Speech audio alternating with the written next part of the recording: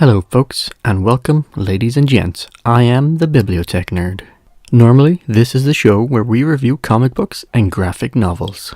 But today is a special day as I have just returned from the cinema. So instead of looking at a comic book, today I'm going to give my thoughts and opinions on a movie that I saw. Now generally I don't often go to the cinema, but today by happenstance, a friend and I went and saw Alita Battle Angel.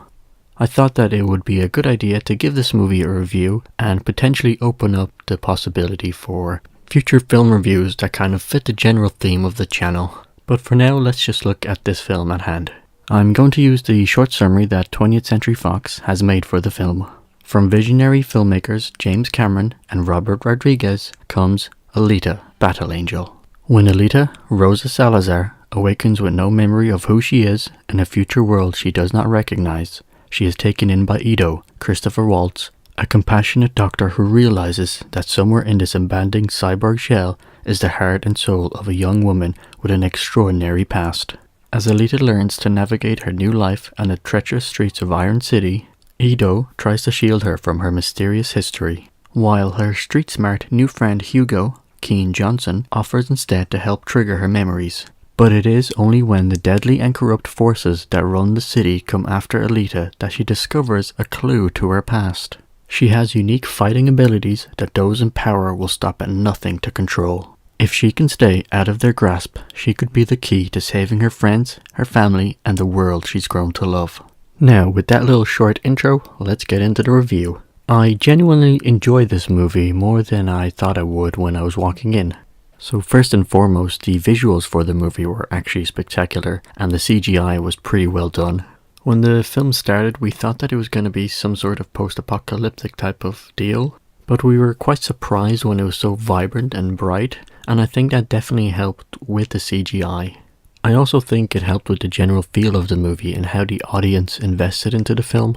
Sometimes I feel like certain movies create too dark and dreary of a setting, which then affects how the audience perceives the movie as a whole, even though it may have to be that dark and dreary. So I find it refreshing how they created the world for Alita, and I think it definitely helped the overall vibe for the movie. Moving on to the general plotline of the movie, I found it quite surprising.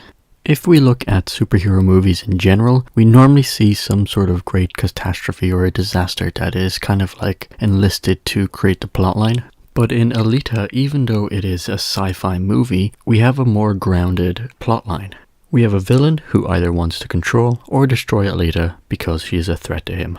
And in my opinion, it just generally works, and it further helps to enforce the other storylines that are written within. It kept me glued to the screen, and it also made me invest in her story and how she would fight back and defend herself. It's not like it was a deep or complex plotline, it just did what it needed to do in a really good way. The world building that was portrayed for a sci-fi film was just enough so that it wasn't overwhelming, and it was quite cool in a sense. The flashbacks, for example, were a great addition to the movie as it revealed interesting snippets from Alita's previous life, and it made me interested in finding out more about the world that Alita is set in. I have previously watched movies that are based on other source material, but generally, even though they were good films, they didn't interest me enough in the way Alita has, in that I would like to go and see the source material. I believe that it is a manga originally, and that there have been some anime created for it as well. Now previously I've never been interested in anime or manga, so I think it's a pretty good positive for the movie for being able to obtain such a response from me. Now of course it's likely that most people won't get the same reaction, but I wanted to use this to kind of emphasize how I see this movie. Like, I did thoroughly enjoy the movie, so I think I'll probably get it on Blu-ray, and I will likely also look into some of the reading material that it has. So I highly recommend this movie. I think I'm going to give it a 9 out of 10.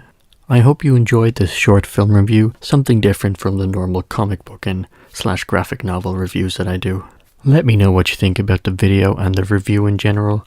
Don't forget to like and subscribe, and I shall see you in the next one.